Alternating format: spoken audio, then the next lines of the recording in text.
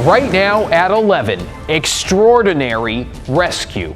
We've gone on that call before, but it was never like this. How firefighters saved a woman trapped inside a van that rolled into the river.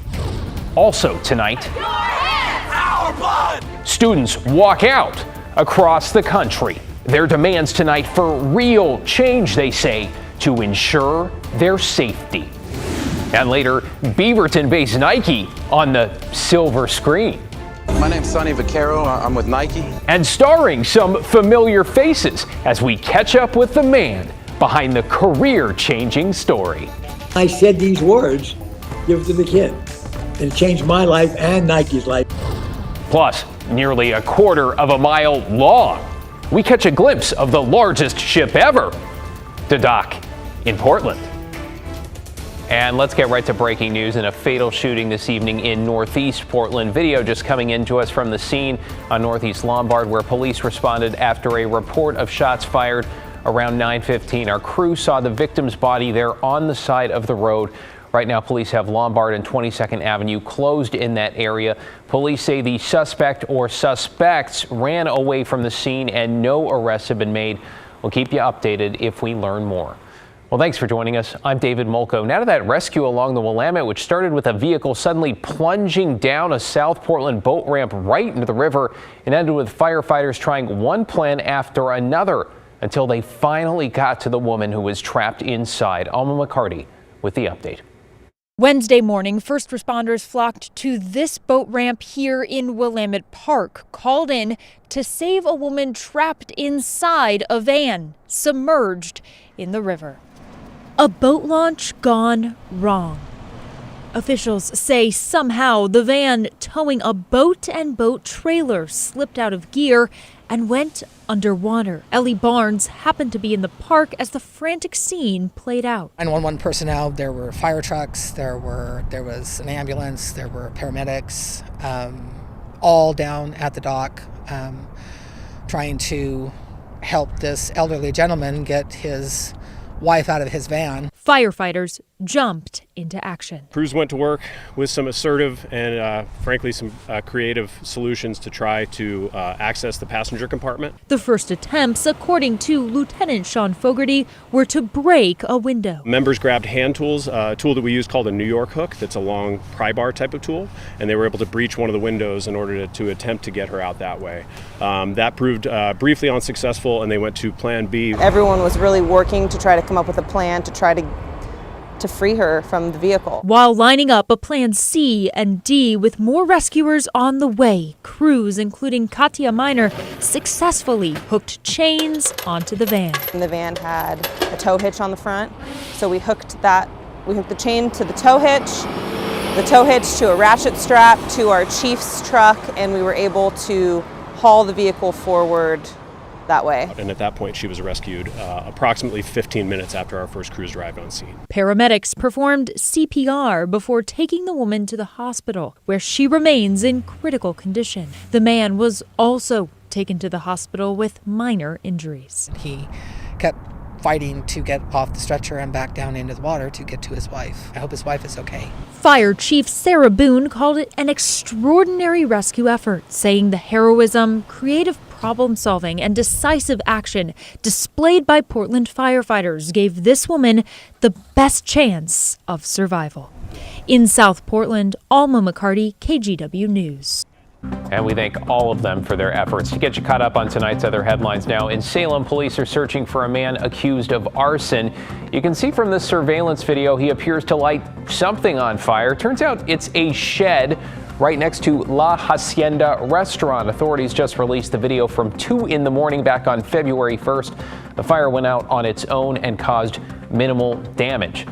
Also in Salem, investigators are looking into the deaths of a husband and wife, found in their home. The couple was discovered last Thursday, and today the sheriff's office identified them as Cali Roque and Juan Roque de la Guarda. Both were 37 years old. Authorities aren't saying anything about how they died or if they're looking for a suspect. A 23-year-old man is under arrest for allegedly killing somebody at a Hillsborough bar. Sign Delgado Venegas was arrested this morning for the murder of Iswara Soto Gaona. She was found dead inside the Kim Red Rose restaurant on Southwest Oak Street early Sunday morning. Witnesses say the victim worked at the bar. And walkouts were held across the country to protest gun violence in multiple states, including Oregon and Washington. Students left class to demand action on gun safety laws. The walkouts in response to last month's school shooting in Nashville, where 6 people died, including 3 children. And students in Portland also joined that protest. Our Tim Gordon followed along as the teens marched through downtown and made their pleas for action. What do we want? What do we want now? They came out at noon, not for a lunch break, but to march. Students from Lincoln High School carrying signs made their way downtown.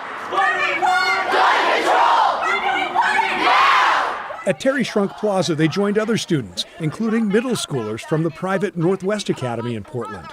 Their mission, to be heard on gun violence, to call out the NRA, gun makers, and lawmakers. Why have you not taken action? Why do you only care that it should be your right to own a gun? Why do you not care that it should be our right to live? That from a 12-year-old. And another young voice had this to say. I believe that every place should be a safe place. And we should no one deserves to die, especially at a young age, from a gun. Some psychopath that wants to just go around and kill children. Our blood, your hands! Fear is a unifying force. People over profit! There has been no change made. Not in my 17 years of life, and it is sickening. And these students, these kids, are unified and angry that gun violence is now the leading cause of death for people their age. 5 dead in Texas, 20 dead in Florida, however many children, and I fear that my family could be next. We don't deserve to die at the hands of just terrible people! And that is why we act. Instead of standing back, instead of assuming that someone else is going to do it for us, instead of assuming that there is nothing we can do, we must act, because otherwise, nothing gets done. After about a half hour of speeches here at Terry Shrunk Plaza, the students set off to march and spread their message against gun violence throughout downtown Portland. Marching the blocks around the Downtown Justice Center and Federal Courthouse, they kept up the message that gun violence in schools or anywhere else in the U.S. is out of control. Your hands! Our blood! Delivered with urgency as students continued on to Portland City Hall, And gun violence! where they stopped to rally once more. Stop the silence! In downtown Portland, Tim Gordon, KGW News. Well, the city of Tigard is turning an old hotel into a shelter for homeless families. It's part of Project Turnkey. That's a state program that provides funding for emergency shelters to get people off the streets. If that sounds familiar, it's because a similar project in Clackamas County was recently scrapped. But in Tigard, the city council voted unanimously to turn this Quality Inn on 99W into transitional housing. There's going to be room for 70 families, which will help some of the estimated 400 homeless people in the city of Tigard. A few of them already moving in. So this is a huge cornerstone to our city's commitment to reducing houselessness. Getting 70 families into housing is huge for the city of Tigard and huge for the county. The county is looking at adding over 250 beds countywide over the next couple of years using supportive housing services funding. The cost to buy the hotel there was $12.5 million.